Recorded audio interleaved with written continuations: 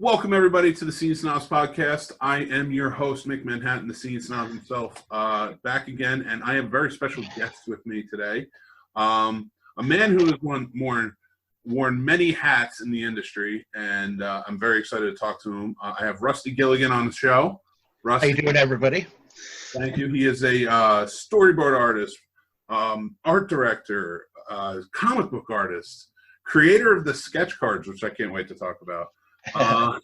Child actor, and so much more, and voice actor, and so much more. So I really can't wait to get into this. Thank you for being on the show, Rusty. No, it's my pleasure. I enjoy talking to people.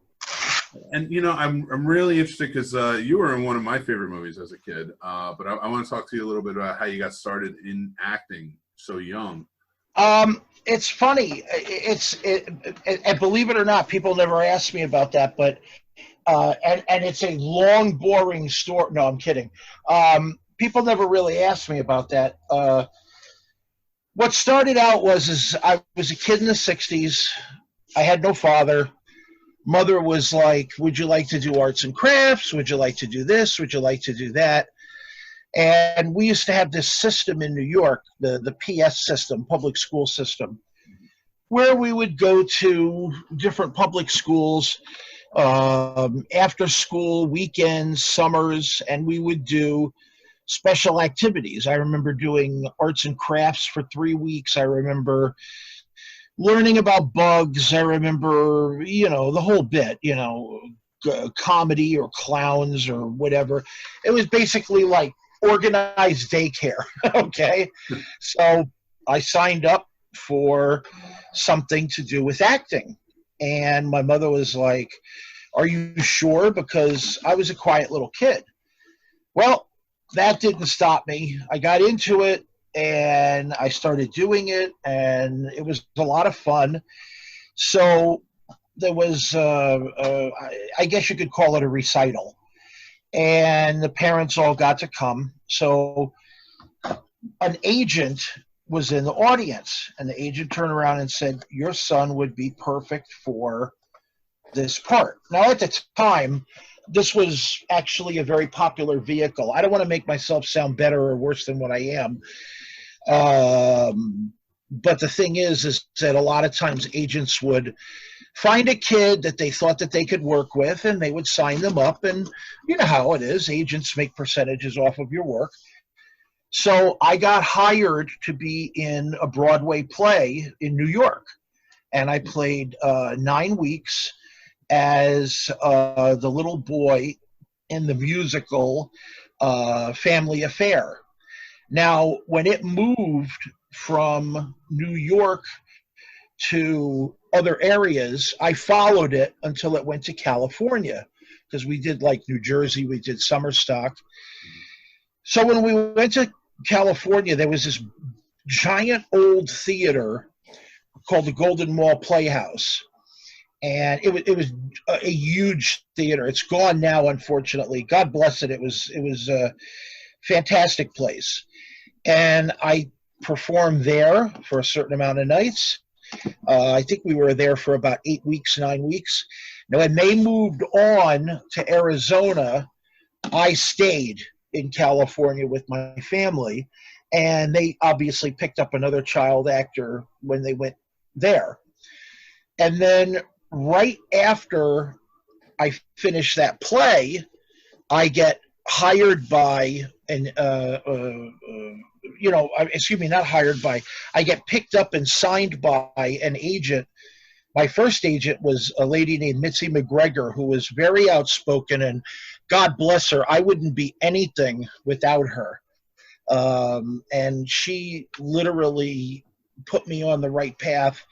And this is 2020, and back all this time, everything she said still resonates with me for everything I do, even in different professions. But that's basically how I got started. It was just a combination of, I don't want to sit through another arts and crafts thing, and we moved. Nice. Like I said, boring. No, but you were actually in one of my favorite movies as a kid, Pete's Dragon. Yes. And that's I was one of the town's kids. I was a dancer. I was in the school scenes, the schoolyard scenes. It was actually very cool. Mickey Rooney was fantastic. Shelley Winters was fantastic. All the actors on the set were fantastic. Mickey Rooney was a friend for a long time until he passed. At first, when you're doing something, you're great with them on the set, and then after it ends, you keep up like once a week. Then they get on something, you get on something, and it strains it a little bit, and then it becomes like, a Christmas or birthday card once a year. He was always good about that. And then you don't hear from them for many years, and then all of a sudden, Mickey Rooney just passed, and you're like, oh, damn, we just talked 5 years ago. So, but it was a lot of fun. Stuff like that doesn't happen anymore. I watch a lot of movies, and I see Hollywood is very, I don't want to say commercial, because then everybody jumps on me saying, oh my God, it's always been commercial or whatever. But the thing is that there was a little bit more camaraderie back then. We used to have to go to school on the set so that we could keep up, our education, and it was part of the law. We would all have lunches together. Sometimes there would be weekend events, and even though we weren't filming, we'd go to someone's house, or we'd all meet up someplace. There would be cold readings in the morning, table readings, page switchings, new lines, new scenes, additions, subtractions. We were literally like a tight-knit family for as long as it shot. And today it's a little bit, I hear about movies where they say, yeah, the two stars never even met each other. They were not in a scene together. And I'm thinking to myself, how does that happen? Yeah, that's it's pretty crazy. It's such a different world today too, and especially it's just it was a little bit different. I could, not to get off the subject, but I like old television. And I remember I was on the Bob Hope show a couple of times, his specials, and I was on the Mac Davis Christmas special, and I did singing and dancing and things like that. And I remember, I was nobody. I had no ego, at least that I know of anyway. I'm the littlest amoeba in the biggest ocean, and it doesn't bother me. I'm lucky to have anything that God gave me. So I go and do these things, and I'm just a little kid, and I'm hanging out with my mother backstage because, all the show parents had to be there.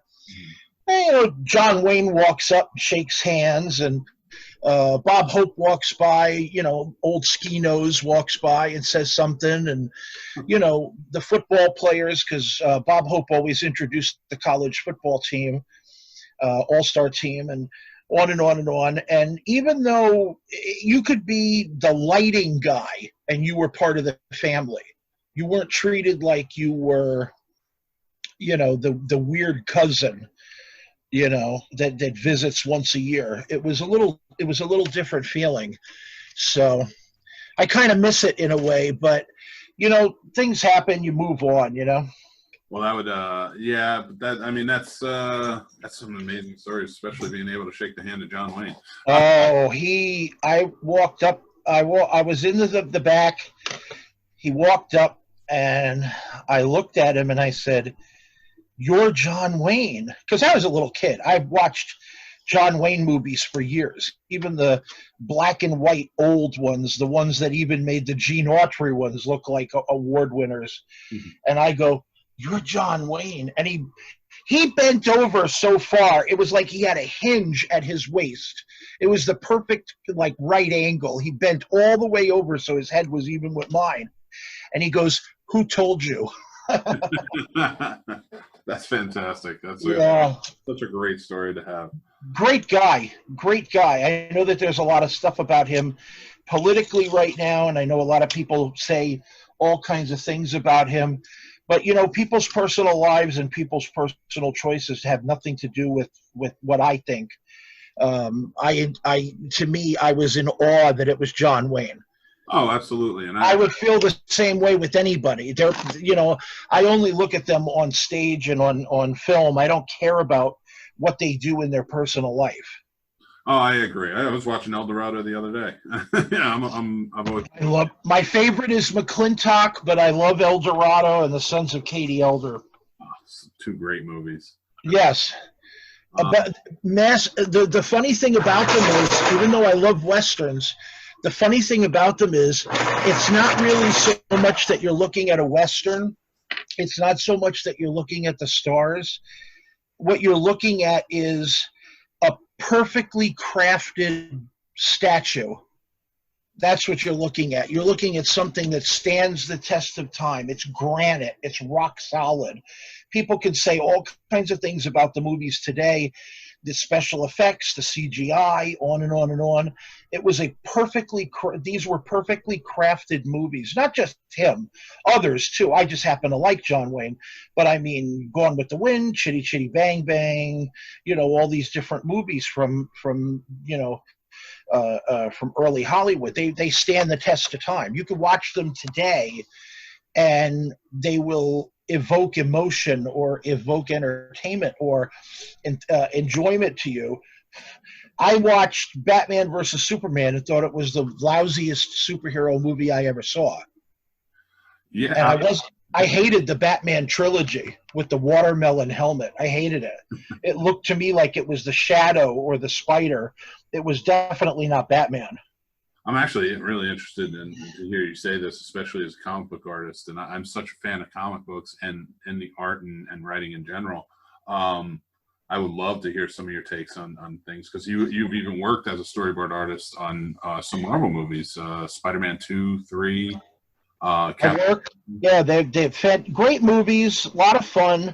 The funny thing with what I did for the films, a lot of it is work at home. I don't get to go to the sets. I wish I did, but you know what? Everybody's got a function, even down to the guy who empties, the trash cans at night after everyone's gone home, who never gets to see a human being, is all part of the big, is all part of the grand scheme of it, Yeah. So I enjoyed it. I actually, I just got a pin in the mail, must have been 6 months ago, for Captain America, the First Avenger, because I worked on Captain America.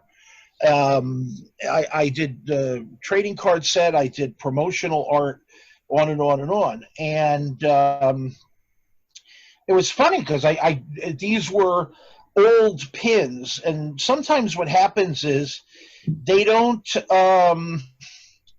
what's the word that I'm looking for? They don't sometimes they don't make new things. Sometimes they just buy something that's already there and they send them to people. And one of the guys that I was friends with said, "Hey, did you ever get one of these?" And I said, "No." And he goes, "Oh, I got one for you." And he shot it over to me. And I thought, wow, that is so cool. So I left it in the bag, and I'm probably going to get a little display. I still have actual film cells from Spider-Man 2 and 3 that I worked on. And I have a couple of other little tchotchkes. I'm not really a collector as I used to be anymore. I just sent you the picture from through Facebook so you could take a look. Oh, that's fantastic. Would you mind if I put this on the video? Oh, I don't care. That's fine. That's so cool. Yeah, whatever's on my Facebook page, whatever's on social media, just you can show it and use it all. If it's there, it's meant to be seen. Oh, absolutely, I will. Yeah, I know a lot of people get funny about that, but I don't. If it's out there, it's meant to be seen, good or bad, fair or foul. Awesome. Yeah, no, fantastic. I appreciate that. Just to kind of go back, rewind a little bit, talking about you being working as a storyboard artist and production artist. You started on a pretty influential animated movie. Yep. That to me, like we were talking about, stands the test of time. Like to me, it does. I mean, this was huge for us when we were kids. Like this, you got a copy of this, and like it was just an out of this world experience, and that was heavy metal. My agent that I mentioned, Mitzi, she saw that I used to do artwork, we would go to her office like once a week in Hollywood. I lived in a community called Toluca Lake, which is, picture a donut, and it's a small circle inside of a big circle. Now cut the donut in half. One side was North Hollywood and one side was Burbank, which is where the Johnny Carson show was, and Disney and a couple of Warner Brothers, a couple of others. So I lived in Toluca Lake, that small circle that straddled, the line. And we would go into Hollywood, half an hour drive, and we would go to her office every week, check out, new interviews and, make a demo reel, sit in the office, put the camera on, read a couple of lines, send it to some casting directors, take a new picture with a Polaroid. Obviously, this is all foreign stuff to what people do now, but back then it was pretty prevalent in the market, as a child actor at least anyway, because a lot of casting directors did not like interviewing children, so they did their best to avoid them. So I would always bring my artwork with me, and she was a doll. She would be like, so show me your new artwork. What have you drawn? And I'd be like, my mother would be like, oh God, here it comes again, so I'd open it up and I'd be like, here's Spider-Man, and here's a Wolfman, and here's this, I drew some apples in a bowl. Wow, this is great. Can I have this one? She was awesome. Whether it was just chiding along with a young kid or not, without having a father, it was like having an adult person in your life for respect. And it drove me. There was a couple of people in my life that did that, and it drove me. I was very fortunate. And especially since we were so poor, and you tend to appreciate everything. We used to say, rich kids want the toy, poor kids want the toy and the box, because that's two toys. Yeah. So, we were terribly poor.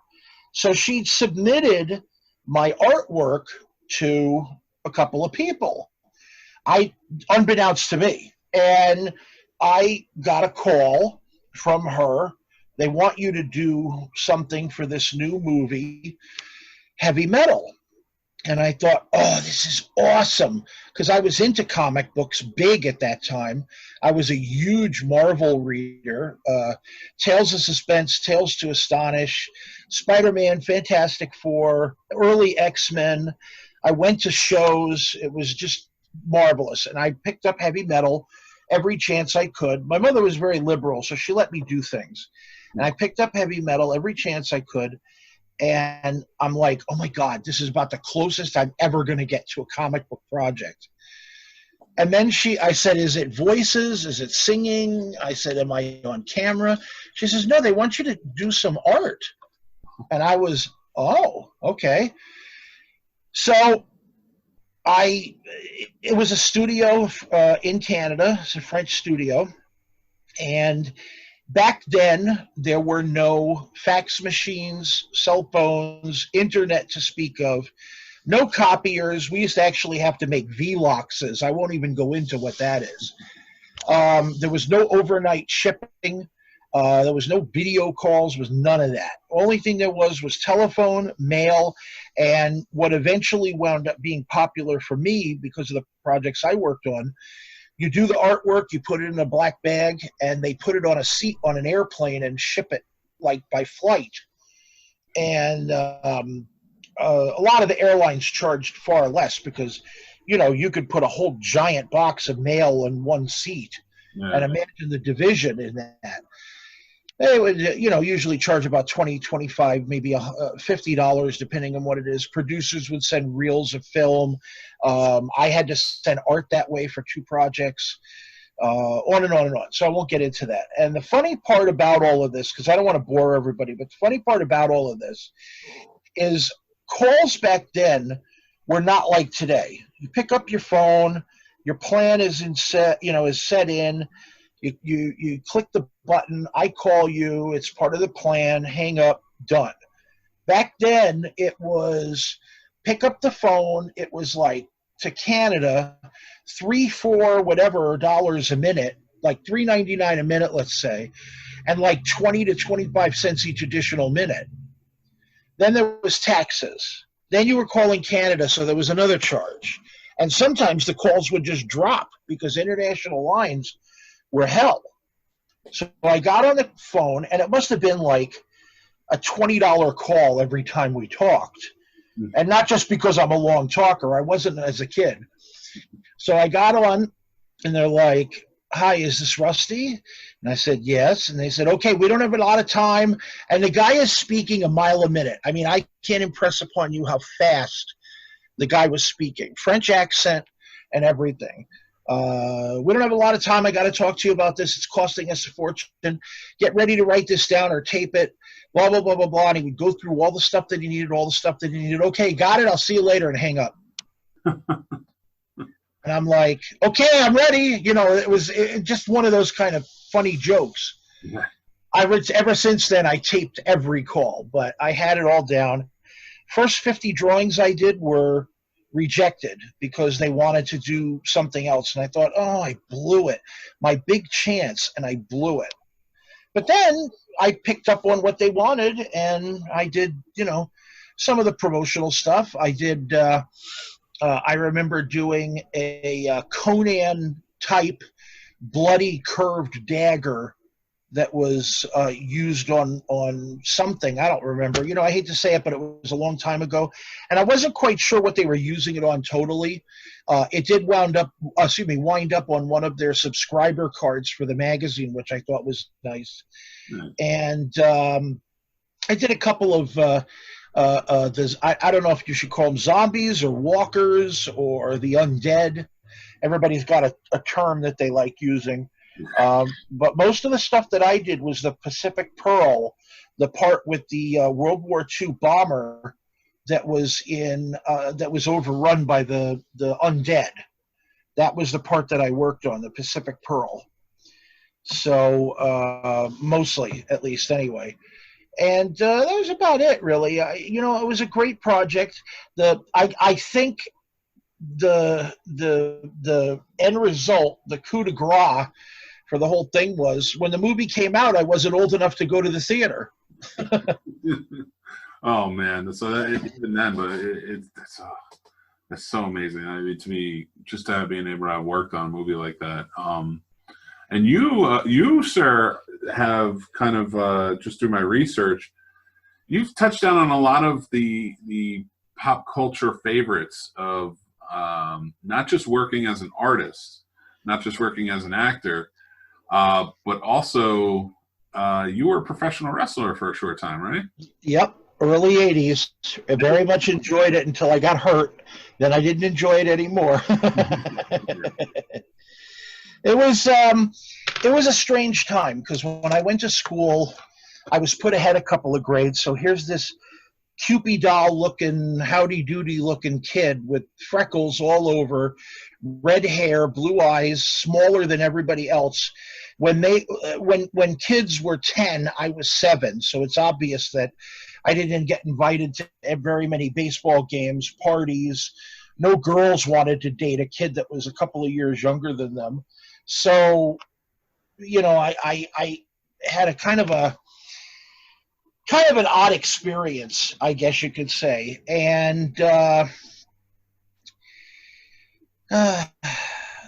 was let me put it this way. It was very unusual to, you know, get a little older and all of a sudden start being physical.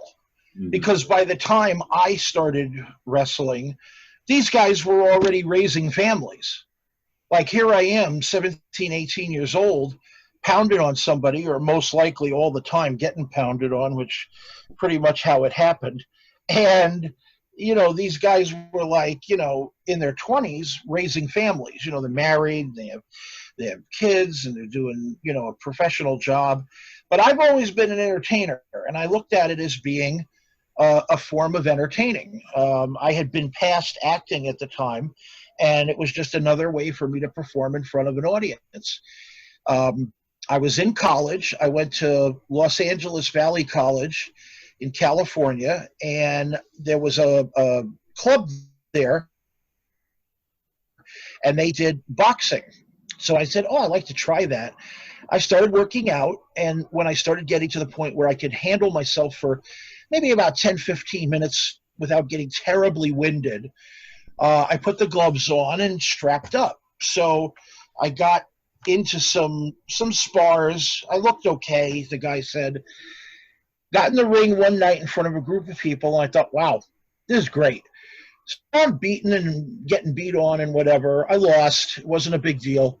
Got knocked down too many times. I didn't get knocked out, but I got knocked down too many times. Whatever. It all goes, it either goes one way or the other. You can't, I have, again, no ego. The person was a better person than I was. That's it. So in the audience was a very, very huge, heavy-set guy. And he comes up to me and he said, you literally have like no footwork at all. And I said, wow, thanks a lot. I'm glad you're a fan. What do you say to something like that? It's like saying, you're the ugliest broad in the room, So I'm like, okay. And he says, I bet you wanted to kick the shit out of that guy. I'm like, oh God, I really wanted to. And then he goes, you should try wrestling instead. And he goes, my name is Dr. Jerry Graham, and I have a stable of guys. My nephew is superstar Billy Graham, who was heavyweight champion of the WWF. And he said, I'd like you to come work out with Mike Graham and Crazy Steel Graham. And they were all names at the time. So I came in and we worked out, and I started to do really well. We went down to San Diego and went to George de la Isla's place, Mr. Mexico. We wrestled with guys like Pistol Pez Watley and on and on and on. And then I came back to the LA area, Burbank, and I started wrestling with a couple of organizations there and toured all around. My favorite wrestling spots were in Las Vegas.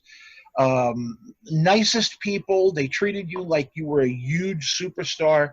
Even if you were the squash match that lasted 10 seconds, you were a star because you participated in it. Vegas was awesome. Yeah.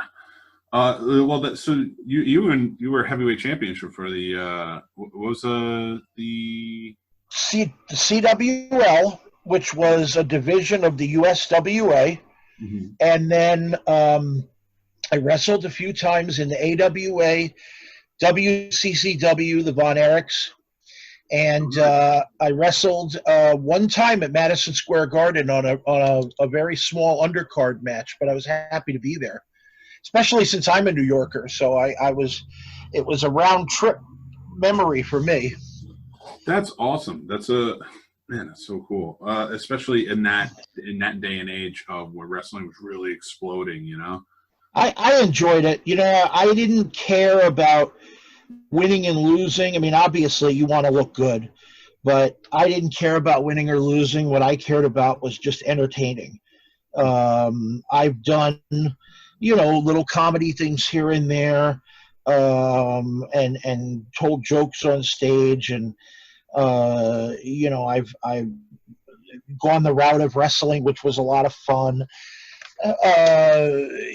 Acting, obviously, voice acting, I've been doing a lot more of recently because I have a back injury, so it's a little hard for me to get around as much.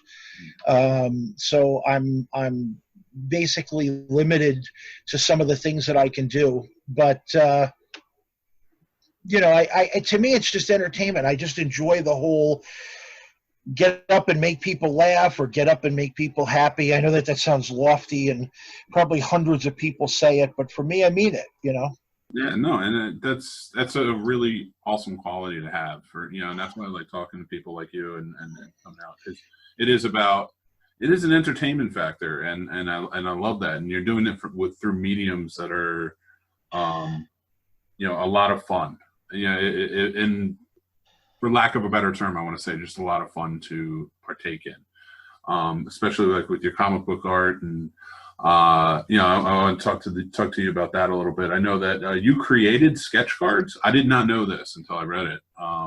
Another stupid story that, like, one of those things where you're like, you fell in a hole and found $1 million.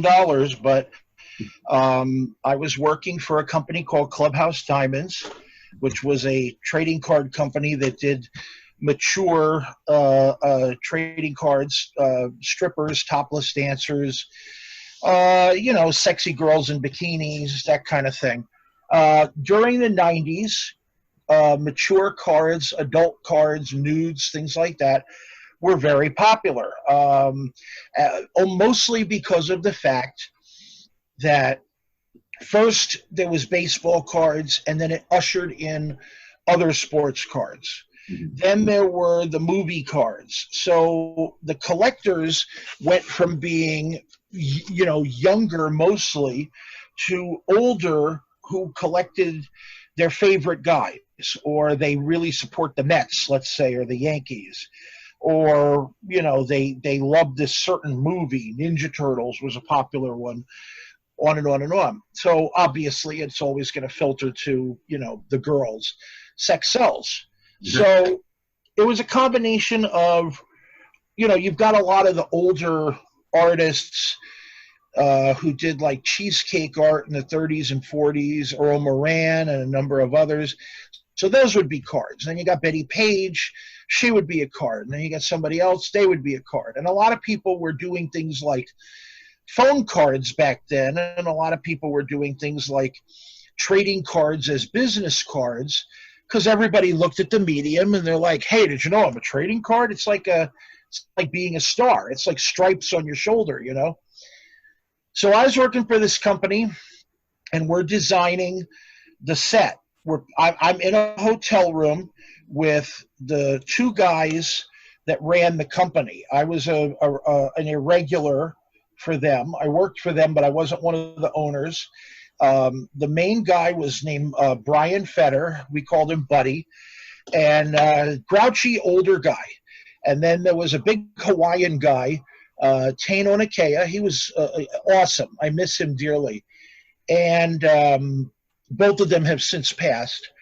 And we were in a hotel room, must be about 2, 3 in the morning, and we were working strong through the night. Once we picked up all the stuff, we would go to McCarran Airport, fly to LA, and we would go visit the printer and whatever. Things were a little different back then. Today, you could just email all your files. Back then, a lot of times it was black bag it or hand deliver it. It was all pasted up, live, on and on and on, and a lot of film work. So when we get the cards of the girls, they would put them in those long divider boxes, those long white boxes for storage. And in between, separating the cards, was blank cards. So picture you got 100 of, I don't know, girl number 1, and then there's like 5 blank cards as a separator between girl number 2 and then girl number 3, and ad nauseum. So I used to take the cards out, and we would put the blanks on the table, and a lot of times we would use them for like phone notes, or we would write stuff on it and prop them up, or what have you. Mm-hmm. And I started getting them, and while I was putting together ideas, I would grab them and like draw little stuff on them, and sometimes we would draw stuff on them and fling them at each other. We were just, it's 2, 3 in the morning. And I'm not a drinker. So, everybody else sitting there getting drunk and fooling around, and I'm sitting there nose to the grindstone. So Buddy comes up to me and he goes, "What's that?" And I said, "Oh, I took some of the blanks and I was screwing around with them." And he goes, "That's pretty cool." And I said, "Hey, I have a great idea. What if we took these and drew on them and put them live in the packs?" And he said, "Do you think that would be a good idea?" And I said, "Yeah, because people love art, and this would be like an insert, but we don't have to spend the money to do like holograms and foils and all of that, because that was expensive. at the time. Today it's a little bit more reasonable, but that was hell expensive back then. Yeah. So he thought it was a great idea, and I started talking to some of my friends. One of my dear friends was Marvel artist Rich Buckler, who passed away a couple of years back. And he drew some guys like Larry Welch and Bruce Patterson from Marvel, and from I think Welch did Image and Malibu, but I could be mistaken. Did some, and there were a few others, and we just randomly stuck them in packs, and it did great. And I guess people heard about it and caught on, because a couple of months later, stupid Simpsons cards came out, and they were in there, and some guy in Italy was doing them, and I'm like, too bad we didn't copyright it or trademark it or whatever, but hey, that's fine. And it's funny because I still get asked to do sketch cards. As a matter of fact, I'm doing sketch cards this week for Dynamite, and I'm working on the Kiss set, and I'm going to be working on something else for another company. And it's still a very attractive medium. I very much enjoy it. It's almost like the way comics are. You have a small space, and you have to have a little bit of storytelling ability, and you're confined to that space. So it's like you're not trapped in a box, and you can't pardon me, you're not trapped in a box, and you can't really think outside the box, but you have to be creative while being in the confines of the box. And I think that's where some of the artists really shine through. Some are incredibly photorealistic. Some have cartoony or stylistic approaches. Some have comic approaches. Some are better at portraits. So the field is completely wide open. Sketch cards, I honestly feel, have a little bit more creativity than today's comic books do. Yeah, and I'll tell you, I mean, just having collected cards as a kid, and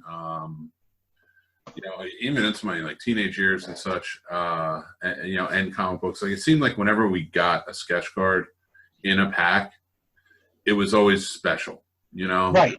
Oh, yeah. And it's so, and that you always felt like, okay, I got something here. Then you see comic books, sort of follow suit, with their sketch covers and things like that. It does. It feels like a special thing that you're getting, because it's an artist's sketch, Right. No, I get it. As I used to collect all the time. I just, unfortunately, it's a little harder for me to collect these days. I don't really get out very much, and work is hard for me because I had my injury, and I work at home in my studio. So what happens is I go from bed to studio, back to bed when I work. Sounds awful, but it's really the truth. And I just don't have the ability. I have not been to a comic book or trading card show as a fan for, maybe since the 70s. I've been guest a lot, which is great, and I just have not really the chance to enjoy it as much as a fan. Sometimes when the shows die out, even the bigger ones, they go quiet for periods, or they go quiet after a while. Sometimes I'll go ahead and I'll, raid a dollar box or look at stuff on the wall, take a few pictures on. But it's hard, it's hard to work in the industry and be a fan, because first everybody gives you a copy of their comic, which is great, and then and you get to see the current crop. Hey, this is my new book. Would you like to see it? Sure. And then people, they try to trade with you. Oh, can I get one of yours? And can you sign it? And on and on and on. And that's great too. It's just hard because your collection could fill up pretty quickly just by going to about maybe 10 shows. Between all the ones that people give you and all the special ones that you find.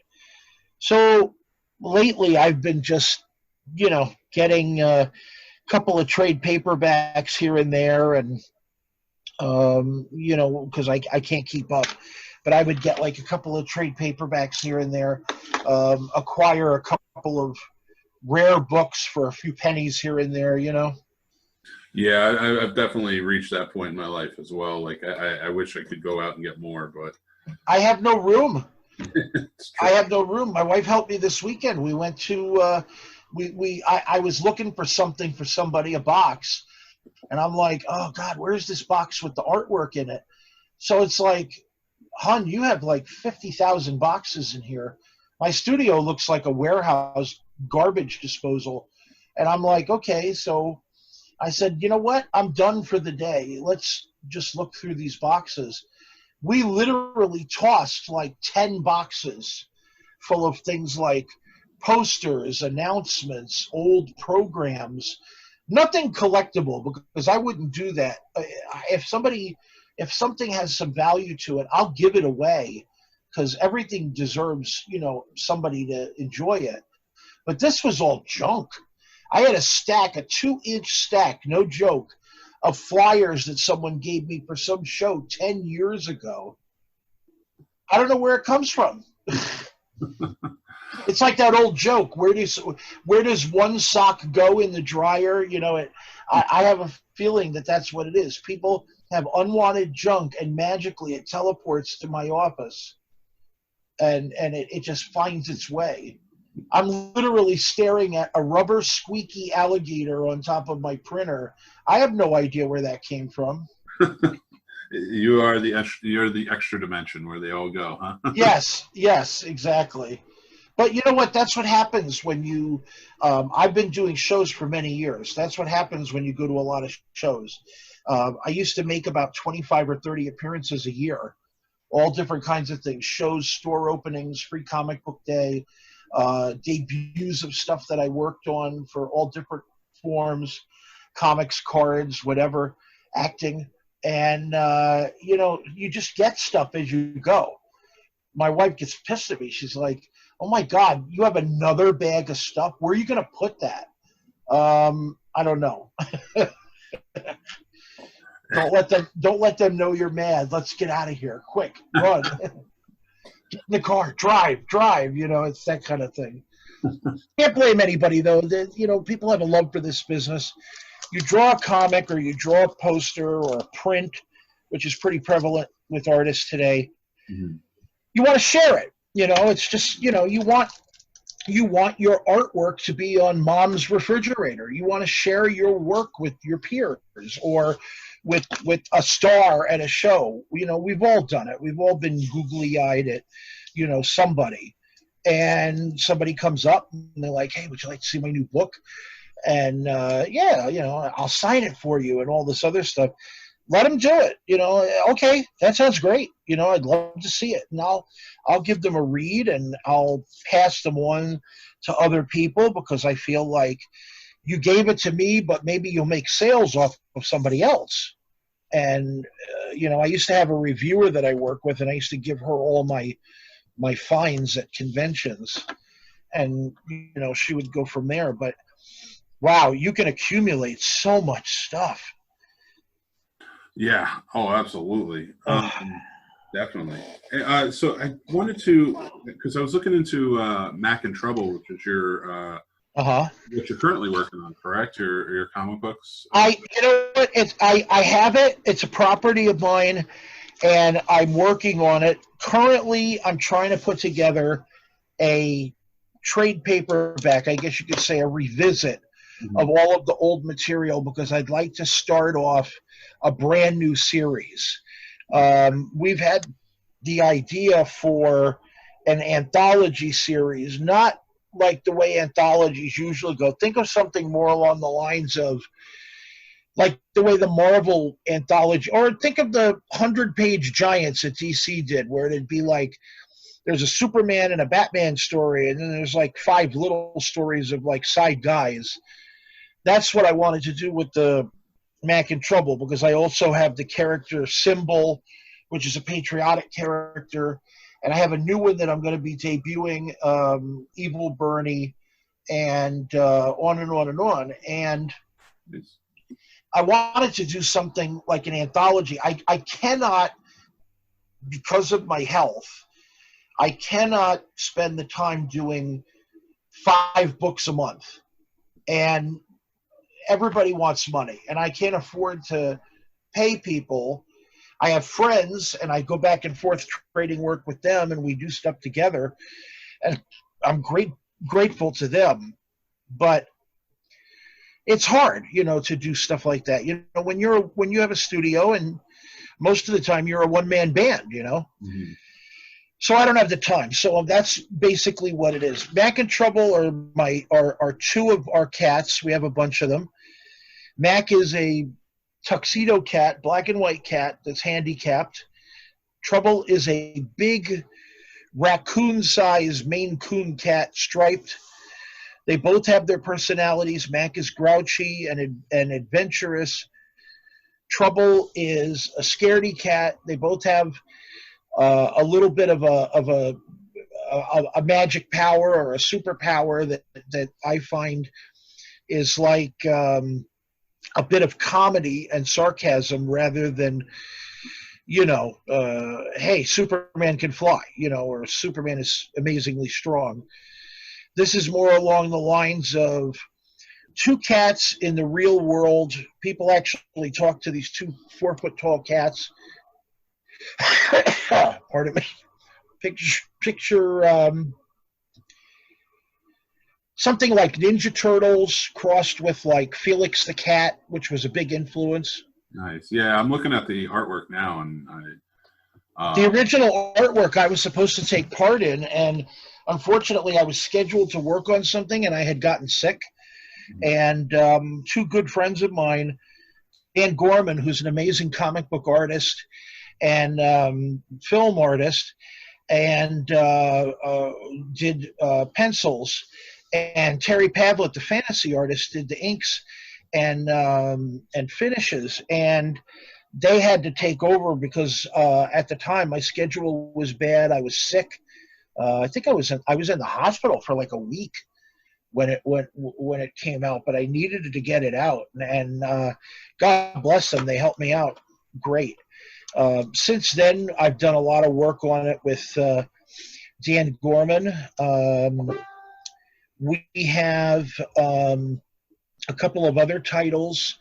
Aside from Mac in Trouble #1, we've done our convention special. We've done our Christmas freebie. We have a couple of books that are freebies, actually. We've also done Amazing Tales 1 and 2. The 3rd issue never came out, so what I'm going to be doing is taking Mac in Trouble #1, the Christmas one, Amazing Tales 1, 2, and 3, and some small stories and single pagers that never came out, and we're going to be putting them all into one big book with a new cover and you're probably too young to remember this, but MTV used to do this show years ago called Pop-Up Video, where they would have like little bits of trivia and little bits of information play along with the stories or play along with their videos. So we plan on doing that, like liner notes and stuff with it. So, like a director's cut, in other words, or no, excuse me, like Alton Brown did with his cooking show recently. It's like a reloaded. So that's mostly what I'm looking at. But I wanted to do the anthology book because I have a couple of these characters. Mac in Trouble has gotten a lot of steam, which has been nice. We have this 6 or 7 foot tall Mac costume that a cosplayer wears at big appearances like Wizard and other shows. And at Wizard, we gave away Evil Bernie cards. Symbol used to be a character on the Marvel roster. It never got used, and I wound up taken the rights back to it. It just defaulted back to me, and I've been doing artwork with it ever since. I mentioned Rich Buckler before.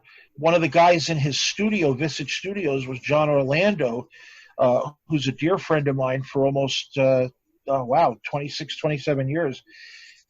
He actually did some of the first artwork pieces on the symbol, and because I wrote a story and he did the work, and it's been published a few times. First in the comic book called Test Drive that we published back in the 90s, and then that same story was published just recently in our it was a 72-pager that we did with all of the different symbol stories that have never been used before, as well as one brand, like 100% brand new one.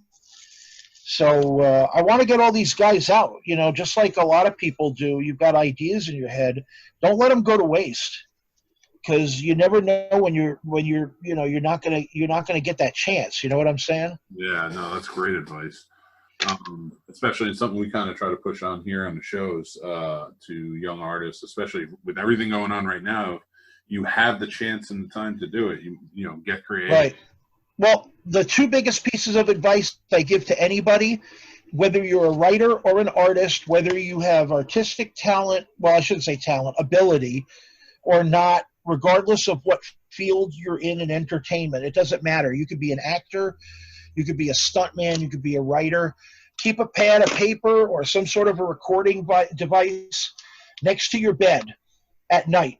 You wake up in the middle of the night, that incredible idea, that thing that you dreamed about, whatever, record it. Put it down on paper, because during the day you're never gonna pick it up. Reminds me of that 70s show. They were all high in the basement in the circle, and they decided to tape record it. Oh, we have some great ideas. We're going to tape record it sometime. I bet we can make $1 million. But then they play it back, and they're just like all making grunts and noises, because to them, they don't remember what the hell they were doing. And then the other thing is always take with you, like, your phone, or I used to say years ago a camera, but obviously it's the same thing now. But a phone or a camera. If you're an artist, man, take a picture of a tree. Take a picture of a squirrel running across the grass. What does that building look like? A piece of molding around a building frame could actually wind up being a million zillion different things in your art. You should be building your reference files, like Gil Kane, who's was an amazing artist. I only got to know him a little bit before he passed, but we were in the same book together. But Gil Kane had such amazing reference books. Everything, single pages from comics ripped out, tracings, photo albums of hands, arms, eyes, whatever. He would swipe his own work. He was one of the best. But, you know, document. Your life is, it sounds lofty. This is like a meme, but I really feel this way. Your life is an adventure. Document portions of it, because you never know when you're going to use it. Yeah. I take pictures all the time. I have a file right on my desktop called cheats, because that's what we used to call them when I did advertising. Cheats. Pictures of doorbells, pictures of, feet, pictures of pencils, and on and on and on. It's not stuff I find online. It's stuff I take myself. I'll go to the zoo, take a picture of a lion, take a picture. One time I went to the zoo and I took a picture of a very ornate doorknob, and I actually used it one time in something. It's funny. It doesn't matter what it is. Took a picture of a bug one time.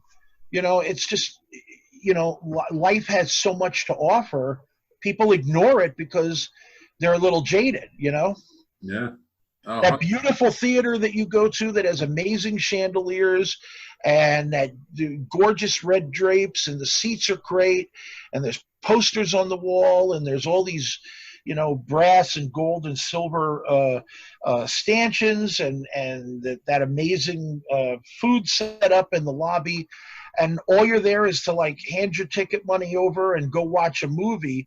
All that window dressing could be something. And you're missing out on it.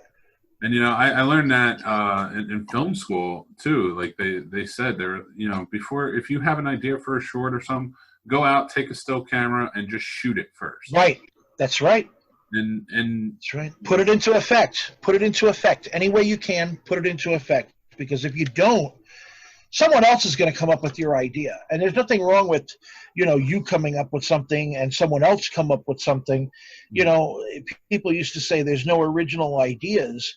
There are. It's just that, people have similar experiences. So there's nothing to be afraid of in that respect. But, you just have different interpretations of those similar ideas.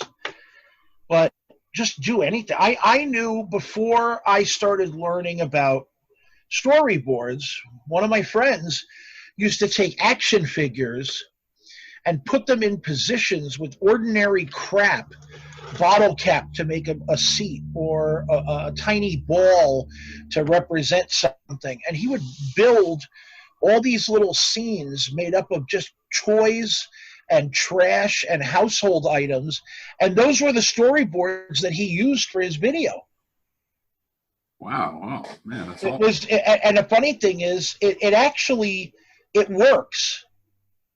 It really does, because if you put your heart into that, you could only go further. You can't just envision something and then put it to paper. You have to have that in-between step, whether it's passion or drive or incentive. You have to have that in-between step. If you're just doing it, then you're just doing it for money, and you might as well get the hell out of here. That's the way I feel.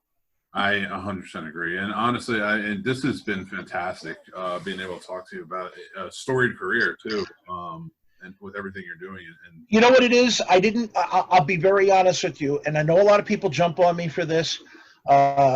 I wasn't going to mention it, but I will. For a long time in the 80s and 90s, big artists were saying, don't do anything for free.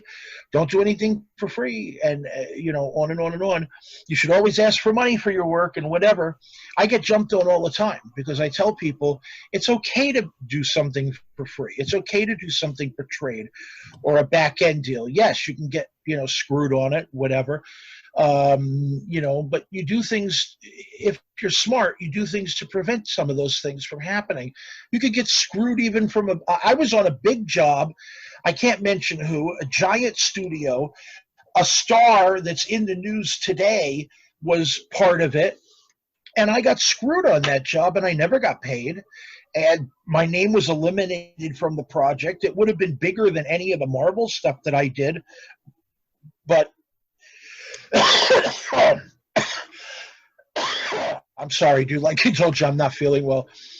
Please. But the thing is that you can get screwed from anybody. Small jobs, are the same as big jobs. It's all intent.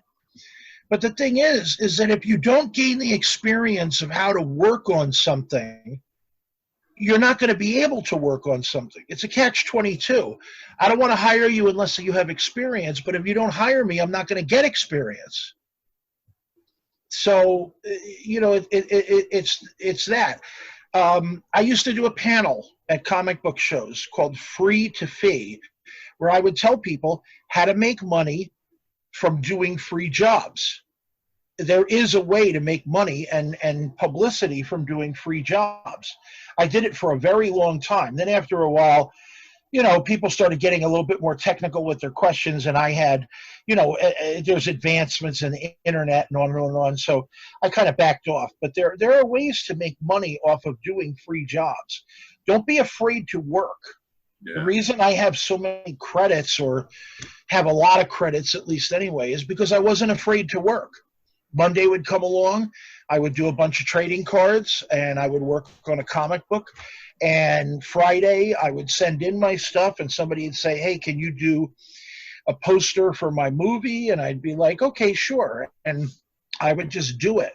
And it's like, well, how much do you want for it? Well, and then I would, if the person's going to just hand me $20 and a copy of the movie, that's not worth my time. That's like, being a hooker, just leave your $20 on the dresser and leave. But I made creative deals. I took points. I was a part of appearances. I did special things with their Indiegogo and their Kickstarters. I won't go into a bunch of detail, but I would. There's all kinds of creative things you could do. Yeah. And then after a while, it just starts accumulating. It's great to be an artist. I have a lot of friends that are huge artists for Marvel, DC, and other companies. They have their own series. They're constantly working. They can keep up schedules. My problem is I straddle a few things, so I can't. And my health is a big deal. I can't do as much as I want to do. I would wake up every day and draw like Jack Kirby and write like Stan Lee and produce like McFarlane. The amount, I mean, not actually the talent, but the amount of work. But the thing is I'm not able to. Maybe 1/100th of each, but I'm not able to. So when you do stuff, you just got to keep going. And I kind of feel like a lot of people just, they'd rather get one job for $1,000 than get 10 jobs for 100. Yeah. I'm the kind of guy that would take 1,000 jobs for $1. Yeah, I've often said too, you take jobs like that and you're going to meet people that will. Well, that's what's happened. I've had some dear friends I've actually had 2 friends in the industry for more than 25, 30 years. I've seen some great friends pass. I've been a part of some great projects, and life goes on. Yeah. We're not here forever. That is certainly for sure. So make it worthwhile while you're here. Yeah. But yeah, no, Rusty, I really appreciate you coming on the show and talking to us and sharing your career and just so many great stories. Is there anything currently you want to promote going on right now, or? It's funny. I have a lot of stuff, but there are certain things I can't talk about because of non-disclosure agreements and on and on and on. A lot of the projects that I work on, it's like this is January 1st, and I'm not able to talk about it until like summer, or I'm not allowed to show any piece of it until the set comes out, if it's a card or whatever. So that's how it is. I've always been kind of I don't know how to put it. Kind of like a confidant. A lot of times I'll even work without an NDA, but people will be like, please keep this a secret, blah, blah, blah, blah, blah. So I try not to defy it too much. Some of the stuff that I'm working on currently, I just got done doing some beautiful cards. They're the World War II gunners and bombers. Those planes had the nose art of the sexy girls. Right. On the nose of the plane. I just got done doing that for Island Dreams. I'm working on cards for Dynamite Comics on the band Kiss. I'm trying to think. I just did the voice of the Mad King for a video game called Eternal Wars that's coming out. And that is... the pre-production video is out now, and then the virus got in the way, but they're working on that. I'm doing some voice work and some artwork on a few films with filmmaker Matt Burns. I did the poster for and some of the artwork for the Bigfoot film that won a lot of awards recently. With Matt Burns and Mark Byrne. Mm-hmm. And I have a bunch of other stuff. It's just hard. I can't really go into a lot of detail with some things. So fully understand. And but is there a social media that everybody? I tell everybody I'm on Facebook. Okay. Just look me up. As far as I know, I'm the only one with my name. And let me see. I'll type it in right now and see if there's anyone else with my name. And we will definitely add the links onto the descriptions below, so that way you can reach out to Rusty, check out his work. This again, I really appreciate you coming on. This has been amazing. It's been my pleasure. I enjoy talking, and I'm sorry I'm a long talker. I hope I didn't bore anybody. Maybe people should listen to this at 11 o'clock at night so they can go to bed. This is, you know what? It's been a beautiful look into the industry for the past 40 years, essentially, and from when you started out as a child until now, and you've given some great insights, I think. And I think this is going to be a great takeaway for a lot of people. Well, I hope so. You know, my goal is I love to entertain. I'm only interested in good stuff. I don't post anything. I don't post anything bad on social media. I don't post any political stuff. I don't post any, hate stuff. I don't like to post anything but just fun. Usually on my page, it's cats and family, and then I post a lot of work, but you've probably seen, but that's pretty much, what I do. I really just enjoy entertaining. I know that sounds funny, but there's so much bad out there. I'll leave you with this. There was an editor that I worked for years ago when I was a reporter for a newspaper in California. And he said, everybody could fill up volumes with negative and bad stories. You have to be the guy that can write the one good positive story and make it interesting. And it's stupid, but it stuck with me, and I felt that way. Like I feel strongly that way. It's got to be positive. It's got to be interesting. It's got to be, complimentary. I kind of feel that way. There's too much negative in the world. I like the positive effect. Yeah, and that's also just, it's great to keep an optimistic mindset, especially working in this industry. And you're a very optimistic guy talking to you. You have a very positive outlook. So again, this has been fantastic, and thank you for coming on the show. And hopefully we can have you on as a guest sometime and sit and talk. Anytime where I don't talk your ear off and bore people. It makes my job that much easier. I sent you some artwork in Facebook so you could take a look. Some of the stuff that I've been working on. So I'm also working on a comic book of pinups. So I'm about to send you one like that. So I'm going to share all this and more. I'm going to put it on the social media as well, so you can follow me at the Scene Snob, and everybody, and you check out Rusty's work, and go and check him out too over on Facebook. We'll post that link as well. Rusty, thanks again. For everybody, this has been the Scene Snobs with special guest Rusty Gilligan. And until next time, take care, everybody.